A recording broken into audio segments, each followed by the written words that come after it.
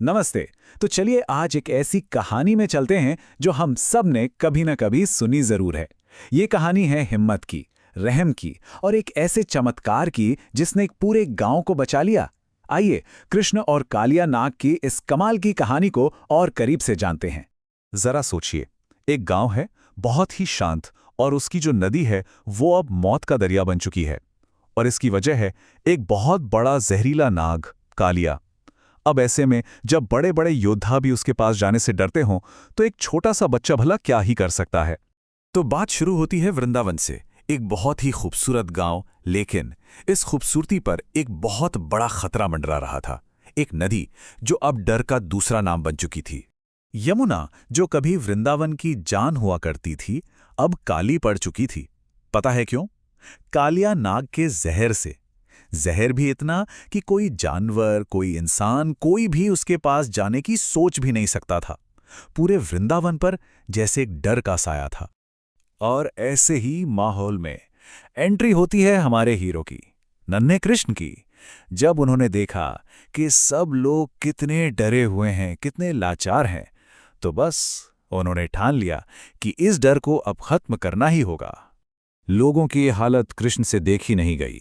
उन्होंने फैसला कर लिया कि वो इस मुश्किल को खत्म करेंगे, और वो चल पड़े नदी की तरफ। सोचिए जरा, जहां बड़े बड़े सूरमा जाने से कांपते थे, वहां एक छोटा सा बच्चा जा रहा था। उनके दोस्त चिल्ला रहे थे, कान्हा रुक जा, कहां जा रहा है? पर कृष्ण तो कृष्ण थे। उन्होंने जो ठान लिया सो ठान लिया। और फिर वो पल आया जिसने सब कुछ बदल दिया।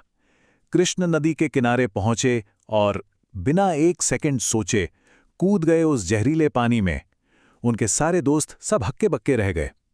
अब असली मुकाबला शुरू होने वाला था। तो हुआ ये कि पहले तो कालिया ने कृष्ण को अपनी कुंडली में ऐसा जकड़ा कि एक पल को तो लगा बस खेल खत्म। लेकिन कृष्ण ने अपनी दिव्य शक्ति दिखाई और खुद को छुड़ा लिया। और इसके बाद जो हुआ वो तो किसी ने सोचा भी नहीं था। वो सीधा कालिया के फनों पर चढ़ गए और शुरू हो गया वो मशहूर दमन का दिव्य नृत्य। अब कृष्ण का हर एक कदम कालिया के घमंड पर एक चोट जैसा था। उनके वजन के नीचे वो इतना बड़ा, इतना ताकतवर नाग पिसता जा रहा था। उसको समझ आ गया था कि अब वो नहीं बचने वाला। और यहीं पर कहानी में एक बहुत बड़ा ट्विस्ट आता है। लड़ाई और गुस्से की जगह अब दया की बात होने लगती है। जब कालिया की पत्नियों ने, यानी नाग पत्नियों ने देखा कि उनके पति की क्या हालत हो रही है, तो वो हाथ जोड़कर कृष्ण के सामने आ गईं।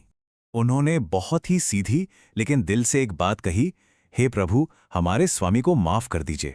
बस इस एक प्रार्थना ने जैसे पूरे माहौल को ही बदल दिया। लड़ाई रुक गई और माफी की गुंजाइश बन गई। तो सवाल ये था कि कृष्ण क्या करेंगे? क्या वो कालिया को खत्म कर देंगे? नहीं, उन्होंने विनाश का रास्ता नहीं चुना। उन्होंने दया दिखाई और साथ में एक हुक्म भी दिया। अब वृंदावन का संकट खत्म होने ही वाला था। कृष्ण ने कालिया को जीवन दान दे दिया, उसे माफ कर दिया। पर हां, एक शर्त पर, कि उसे हमेशा हमेशा के लिए यमुना को छोड़कर समंदर में जाना होगा और दोबारा कभी किसी को कोई नुकसान नहीं पहुंचाना होगा। कालिया भी फौरन मान गया। तो देखिए फर्क कितना बड़ा था। पहले क्या था? जहरीला काला पानी और हर तरफ डर। और कृष्ण के बाद एकदम साफ पवित्र जल और एक खुशहाल निडर वृंदावन। मतलब पूरी काया ही पलट गई। तो आखिर में एक सवाल मन में आता है, ये कहानी सिर्फ कृष्ण की ताकत दिखाने के लिए है, या फिर इसका मतलब कुछ और है, कुछ गहरा? क्या ये कहानी हमें ये सिखाती है कि माफी गुस्से से ज्यादा ताकतवर होती है? सोच